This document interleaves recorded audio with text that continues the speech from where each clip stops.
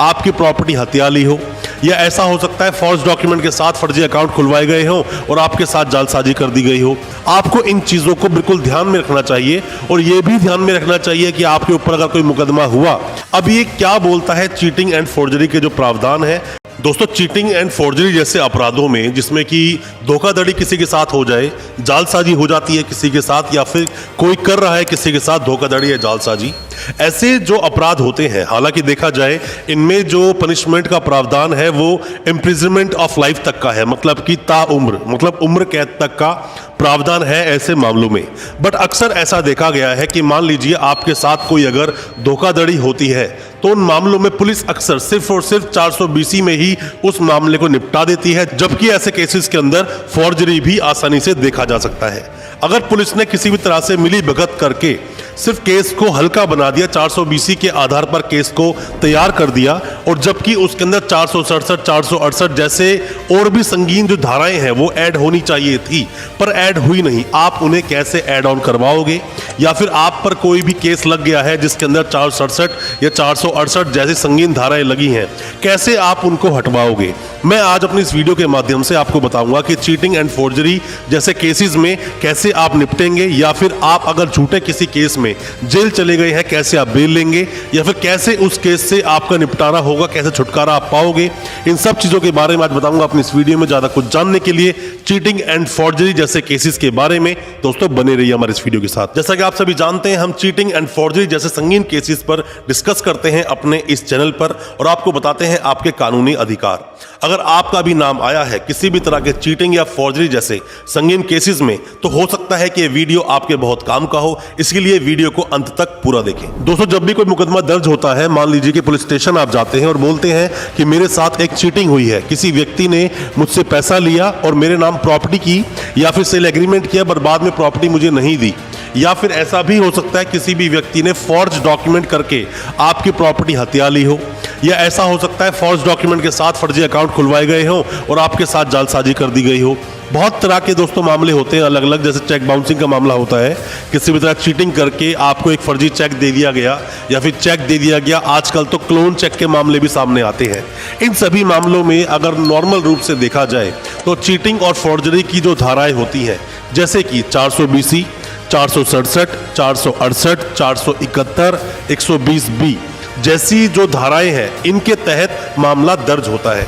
ऐसे मामलों को कैसे आप निपटोगे? दोस्तों, निपटने से पहले आप ये समझिए कि मान लीजिए कि आप कंप्लेनेंट हैं, आप गए पुलिस स्टेशन में, आपने कंप्लेंट दी कि मेरे साथ चीटिंग हुई है, फॉर्जरी भी हुई है, क्योंकि आपको नॉलेज नहीं थी, क्योंकि आपको जानकारी नहीं थी। इसीलिए जब आपका मुकदमा दर्ज हुआ तो वो सिर्फ और सिर्फ 420 का बनाकर मुकदमा दर्ज कर दिया गया और 420 की FIR एक लॉन्च कर दी गई। पर 420 में सीधे तरीके से किसी भी व्यक्ति को अरेस्ट नहीं किया जाता है, वहां पर एक 41A का नोटिस दिया जाता है। वहीं से उस व्यक्ति के निकलने के बहुत सारे रास्ते बन जाते हैं। आपको इन चीजों को बिल्कुल ध्यान में रखना चाहिए और यह भी ध्यान में रखना चाहिए कि आपके ऊपर अगर कोई मुकदमा हुआ जिसके अंदर की 467 या 468 नहीं लगनी चाहिए थी पर लग गई, तो ऐसे मामलों में आपको क्वेश्चनिंग के लिए जाना चाहिए।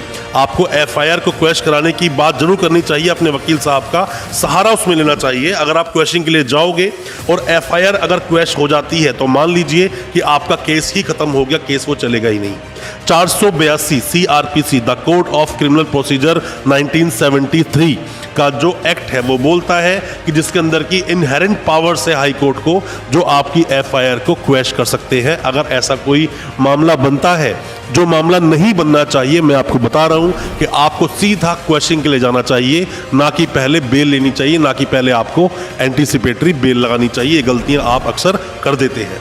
और अगर आपने मान लीजिए गलती कर भी दी, आप एंटीसिपेटरी बेल लगा भी रहे हो, बेल आपकी खारिज हो गई है, हालांकि पहले ही अगर आप अच्छे से अपनी जिरह करते हो, आपके वकील साहब अच्छे से आपके केस को प्रेजेंट करते हैं, तो मेरा मानना है वहीं बेल भी आपको मिलेगी और साथ ही 482 में जाने के लिए आपके रास्ते आसानी से खुल जाएंगे। अब ये क्या बोलता है चीटिंग एंड फोर्जरी के जो प्रावधान है, क्या बोलता है ये पूरा एक्ट और किस तरह से केस चलते हैं? सबसे पहले दोस्तों आप समझिए 120B को। 120 भी क्या बोलता है? पनिशमेंट ऑफ क्रिमिनल कॉन्स्पिरेसी, मतलब कि षड्यंत्र किसी भी तरह से आपने किया जिसके अंदर की 2 या 2 से ज्यादा लोग थे, षड्यंत्र करके किसी को भी आपने ठगा, वहां पर फर्जी डॉक्यूमेंट्स दिए या किसी भी तरह फर्जी कमिटमेंट्स किए, या फिर ऑनलाइन फ्रॉड हुआ, या फिर यह भी हो सकता है कि ऑनलाइन किसी भी तरह की जो आईडीज होती है छेड़छाड़ की, तो वह 468 लग जाता है। डॉक्यूमेंट आपने कोई भी दिए फर्जी बनाकर या उसमें एडिटिंग करके दिया तो 467 लग जाता है। पर 120 भी कम खतरनाक दोस्तों नहीं होता है। इसमें अगर आप पढ़ते हो तो जो एक्ट की लैंग्वेज बोलती है वो लैंग्वेज बोलती है कि इसमें पनिशेबल विथ डेथ तक का प्रावधान है, इम्प्रिजनमेंट फॉर लाइफ तक का प्रावधान है, उम्र कैद भी हो सकती है इसके अंदर, इसमें 2 साल का भी हो सकती है सजा, या फिर उसको अपग्रेड करके फाइन भी ले जा सकता है। ऐसे कई सारे प्रावधान इसमें देखने को आपको मिलते हैं। चलिए दोस्तों, ये तो अभी बात थी कि हमने 120 बी को आपको बताया। अक्सर आपको देखने को मिल जाएगा जब भी कभी चीटिंग या फॉर्जरी जैसे मामले आपके सामने आते हैं। 420 को आप समझ लीजिए, आपने सुना होगा नॉर्मल जो लैंग्वेज में हम लोग बोलते हैं कि वो व्यक्ति बहुत ही 420 है। हालांकि मैंने 420 पर और 417 क्या बोलता है, दोनों ही चीटिंग को आपको बताते हैं पनिशमेंट के बारे में। बहुत अच्छे से एक्सप्लेन किया हुआ है, हमारी इस वीडियो को आप देखेंगे आसानी से समझ जाओगे। क्या बोलता है 420? Cheating and dishonestly inducing delivery of property, मतलब किसी भी तरह से आपने किसी को इंड्यूस करके, बहला फुसला कर आपने किसी व्यक्ति को आपने चीटिंग करके कोई भी चीज डिसऑनेस्टली आपने किसी से ले ली, उसको बेवकूफ बना के कोई चीज आपने ले ली, वो चीटिंग में आता है। अब चीटिंग में क्या बोलता है, इम्प्रिजनमेंट क्या है इसके अंदर, तो देखोगे तो जो एक्सटेंड करके जो टर्म होती है इसकी 420 की जो पनिशमेंट आपको मिलेगी वो होती है 7 साल तक की। 7 साल तक की सजा का प्रावधान है और फाइन भी आप पर लगाया जा सकता है 420 के लिए। अगर कोई भी आपकी एफआईआर कटी है आपके अगेंस्ट तो उसके अंदर सीधी तरीके से पुलिस आपको अरेस्ट नहीं करेगी, पहले आपको नोटिस सर्व करेगी, नोटिस में जाकर इन्वेस्टिगेशन आप ज्वाइन करोगे, उसके बाद तय होता है आपको अरेस्ट करने की जरूरत है या नहीं। और अगर आपके ऊपर कोई ऐसा केस हुआ है तो मेरा मानना दोस्तों ये है किसी भी वकील साहब की एडवाइस जरूर लें, उनकी सहायता लें, उनकी मदद लें आप, और तभी इस केस को आगे प्रोसीड करें। ऐसा ना हो कि आप पुलिस स्टेशन जाए और किसी भी तरह से गलत एक्ट करके पुलिस वाले आपको अरेस्ट कर लें। आपके साथ एक अच्छे वकील साहब का होना जरूरी है। बेटर है कि उनकी आप गाइडेंस ले लें, ताकि क्योंकि कई बार ऐसा होता है कि आप अपनी समझदारी में ऐसी कुछ गलतियां कर देते हो जो नहीं होनी चाहिए थी और बाद में आपको पछताना पड़ता है।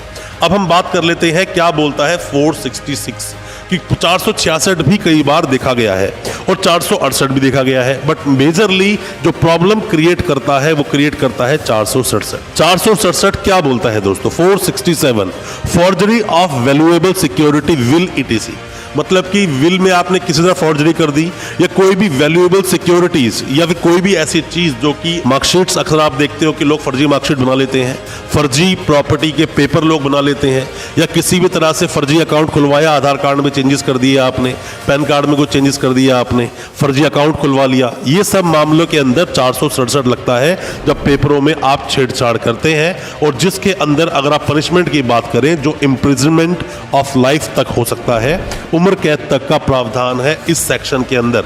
तो बेहतर है थोड़ा दूर रहें।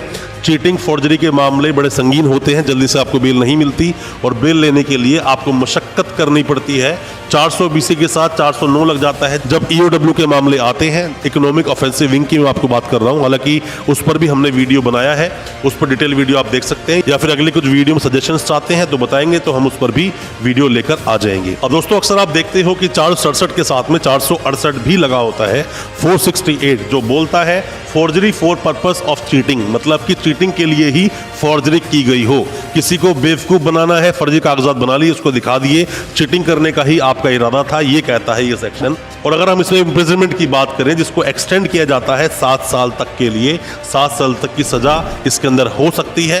अगर 68 ही लगा है 420 के साथ तो फिर भी आपके रास्ते थोड़े आसान हो सकते हैं बेल लेने में, बट जब 467 लग जाता है तो मामला थोड़ा सीरियस बन जाता है और पुलिस अक्सर इस पूरी सीरीज को लेकर ही चलती है। आप पर हमेशा जब सेक्शंस लगाए जाते हैं सबको यूज किया जाता है। अब एक जगह और आता है सेक्शन 471, आपने अक्सर एफआईआर में देखा होगा। अभी क्या बोलता है सेक्शन 471, यूजिंग एज जेन्युइन, मतलब कोई भी फॉर्ज डॉक्यूमेंट आपने जेन्युइन की तरह यूज किए, डॉक्यूमेंट और इलेक्ट्रिक रिकॉर्ड या कोई भी इलेक्ट्रॉनिक रिकॉर्ड हो सकते हैं, डॉक्यूमेंट हो सकते हैं, जेन्युइन की तरह अगर आपने यूज किए हैं तो इसमें भी आपको पनिशमेंट मिलेगी। और पनिशमेंट आपको मिलेगी कितनी। तो दोस्तों ये जो सारे सेक्शंस लगाए जाते हैं पुलिस के द्वारा जब भी कभी किसी व्यक्ति को अरेस्ट किया जाता है, आपका मामला है, आप किसी पर ऐसे कोई सेक्शंस लगा रहे हो, चीटिंग फॉर्जरी आपके साथ हुई है, तो दोस्तों मैं फिर आपको बोलना चाहूंगा कि जब कंप्लेंट देते हैं पुलिस स्टेशन में बहुत सोच समझ के अच्छे से कंप्लेंट दें।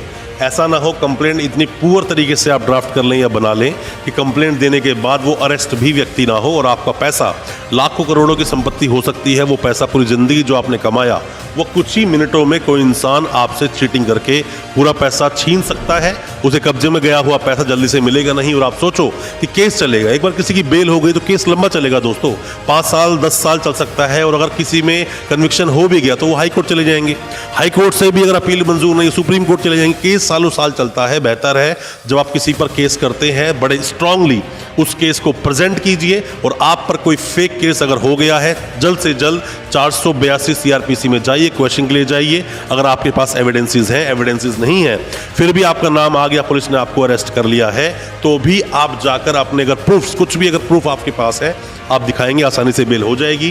जैसे हम लोग चीटिंग एंड फॉर्जरी पर कई सारी वीडियोस लेकर आए हैं और आपको बहुत सारे आपके अधिकार बताए हैं। कोई भी किसी भी तरह के सवाल अगर आपके दिल में है चीटिंग या फॉर्जरी को लेकर, क्वेश्चनिंग ऑफ एफआईआर को लेकर या एंटीसिपेटरी बेल को लेकर, किसी भी तरह के सवाल आपके दिल में है आप पूछे दोस्तों जरूर, क्योंकि कई बार ऐसी छोटी छोटी रेमेडीज होती हैं कि अगर उन रेमेडीज को आप पूरा कर लेते या कानूनी प्रावधान को आप फॉलो करते तो आप जेल ही नहीं जाते या फिर आपके साथ चीटिंग ही नहीं होती। आपके साथ चीटिंग हुई है तो भी आप कमेंट बॉक्स में अपने सवाल पूछें, या आपका किसी भी तरह से किसी फर्जी केस में नाम आया है और ये सेक्शंस आप पर लगे हैं तो भी कमेंट बॉक्स में अपने सवाल पूछिए। हो सकता है उन सवालों का जवाब आपको सटीक तरीके से हमारी तरफ से मिल सके और उन मामलों से आप आसानी से निकल सके। किस टॉपिक पर आप नेक्स्ट वीडियो चाहते हो, क्या जानकारी आप लेना चाहते हो, आप जरूर बताएं, हमें इंतजार रहेगा। और हमारी वीडियो को ज्यादा से ज्यादा अपने दोस्तों परिजन परिवार में शेयर करें ताकि वो भी अपने आप को कानूनी जानकार बना सके। अच्छा लगा आज का वीडियो, हमारे चैनल को सब्सक्राइब करना बिल्कुल ना भूलें, साथ में लगा बेल आइकन जरूर दबा दें ताकि इसी तरह की लीगल अवेयरनेस की वीडियोस दोस्तों आप तक पहुंच सके सबसे पहले। बहुत बहुत शुक्रिया दोस्तों, धन्यवाद हमारे इस वीडियो के साथ बने रहने के लिए।